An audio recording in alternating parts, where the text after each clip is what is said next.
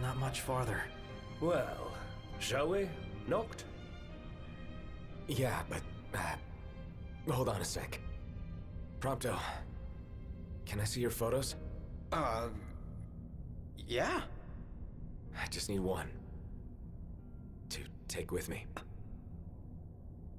Oh, yeah. I get it. You can take whichever you like.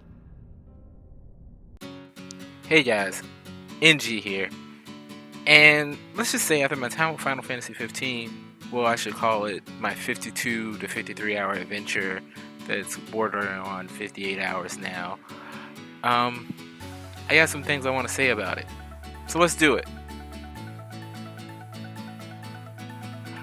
Let's talk about the story. What I thought would just be a colorful remake of Final Fantasy VII with a band of brothers focus got real dark real quick. Now, without many spoilers, and I do say many, as my friend G-Rob tells me I suck at not spoiling a thing. But you know, let's try and do it as best as we can. You play Noctis, who I think honestly looks like Sasuke from Naruto, a crown prince on his way to his wedding to his childhood love, Luna. Along the way, you mess up your car, and you have to use a little bit of money you had to fix it. In order to get extra money from now on, you have to go out and hunt and do general missions and whatnot. Throughout the campaign, you, Prompto, Ignis, Gladius, go out and bond, become more than just an overseer, his friend, and the King Shield, but brothers. Throughout all of this, you bond, camp, fish, take photos, even take on the summons and battle together, just so you can use them later on for your help. This leads up to a time skip, you finding who you consider your family that's fallen apart, and then fighting with them to take back what's yours in a world full of darkness with those you call your brother. This is a tale I wasn't expecting, and it was good. It was a good story for what it was for a 10-year wait on this game.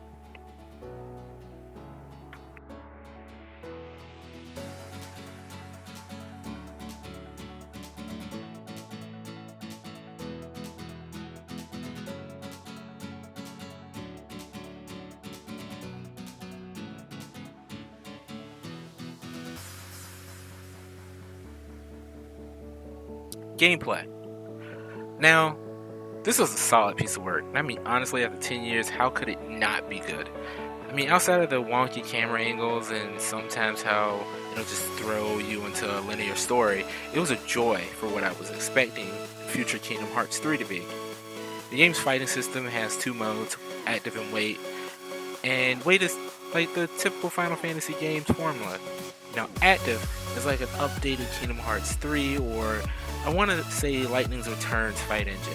Magic is drawn from elemental spikes or containers, and you can put them in flasks depending on how potent you want them to be. You can use all, 99% of it, or you can use like 50, 30, or 20.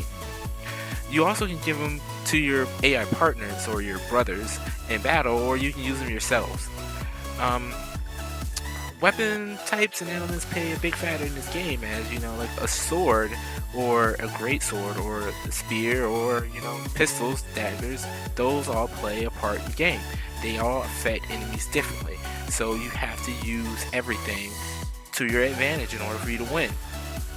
Skills are bought with AP points, which are put on an Ascension grid, which is very Final Fantasy 13 like. Thank God it doesn't play like those games. With that being said, the game isn't even over. I put 50 hours into it before I actually wrote this thing, and I still haven't even hit level 4 on the hunts. There's still deep dungeons to do, and I really thought they did this thought it through. Like, I thought it was over when I finished it. I feel like they just didn't want to throw some game out there, and it seems like they didn't either. Personally, the gameplay, that one slip up with the camera angles and it getting really linear at one point personally, I feel like it wasn't worth the 10-year wait. But I mean, if they're saying that they waited to do this so that way it was the technology was there and could be as perfect as they wanted to be, then yeah, it works. I thought it was great for what it was, and it could be better. I'm waiting for the New Game Plus, but otherwise, it's a great game, and I liked it.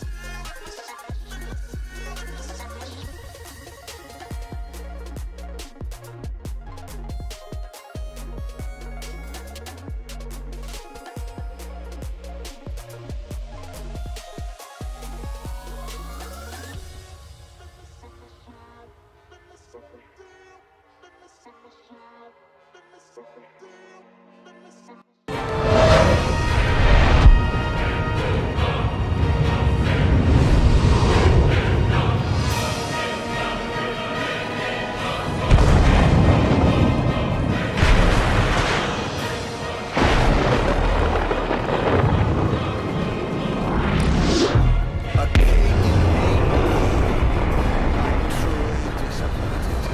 Can't you do any better than that? 10 years and nothing to show for it. Let's talk about the visuals now. The game is beautiful and amazing. The scenery is just plain, I mean, wow. I've actually caught myself just sitting and, well, standing in the game and looking at the world around me. Everything feels alive. Major cities feel busy and packed, lively. And the beasts, God, the beasts look great. And then there's the chocobos. Riding the chocobos, they are beautiful in their own right, and it's a pure joy. They even can help you fight. I mean, like, I wouldn't want my chocobo to go out and fight anybody. Mind you, my chocobo is called Hanzo, so, I mean, it's not saying that he couldn't, but just, I wouldn't want to put him in any kind of danger. But, I mean, as they level up with you by you using them, they learn moves in combat.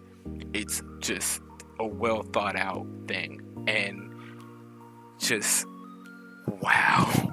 I mean, clothes get dirty as you progress through dungeons. I was playing earlier and went through the sewers. And, I mean, until I went to a camp, I was filthy. And, I mean, it happens everywhere. It's just these little things that they decide to do that makes the game look great. Driving around, the car gets dirty if you go on a back road or just you're in the desert. And I mean, all types of creatures and mannerisms in this game is just amazing. You can see it as things happen. Like with, let's say you use the summon Ifrit or you use the summon Shiva. Grounds get covered in their ability. Your character freezes. Even when you use like magic, mind you, magic affects everyone in the area. It doesn't just affect the enemy. You using it have consequences and affect your teammates. It shows up in the area. Now, mind you, it's not a permanent feature. It doesn't just sit there. Like if you throw a fireball at some grass, the area will come up scorch, but it's not permanent. It's just something they put in the game to make it seem more real, and it works. I'm not saying that throwing a fireball at the grass and it magically heals over time or it doesn't show up anymore is realistic. What I'm saying is those graphics for it, that programming for it is really good, and I thought it was an amazing feature that they added. It's not something that they typically do in Final Fantasy. I mean, they did it before in the later games like 13 and 14 and so on, but for this one, I mean, like, it's there and they haven't done it in a mainstream console Final Fantasy as far as I know.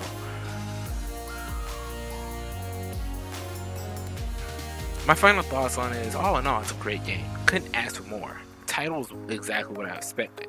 Outside of the camera angles, I had a good time. I even played the ending twice just to see it all over again because, like I said, the graphics are amazing. After 10 years, I can finally say it was worth the wait. I mean, I'd rather it come out with Kingdom Hearts like they promised, but I mean, that's not gonna happen anytime soon. So, I mean, if I had to give it a number, I mean, it's definitely a 9 on my scale. I wouldn't go any farther than that because I feel like there's some stuff that I haven't done yet, and those camera angles really fucked with me. That and the linear story. Otherwise, it seems like it's a good game, and I feel like it's a game that everyone can enjoy. People who are Final Fantasy fans and people who aren't Final Fantasy fans. I say give it a shot. But don't take my word for it. If you have any idea, if you don't know you want to play it or not, either try out GameFly or try out the demo. The Platinum demo gives you a viewpoint into seeing everything about it. In doing so, you get to have Carbuncle on your side. Carbuncle is the little, I guess he is a summon in a way, and he's your partner and your friend. By playing the demo, you get him, and you get to name him, and that helps out. So, thanks for listening. Be sure to like and subscribe and check out G-Rock's vlogs. He's a really cool dude.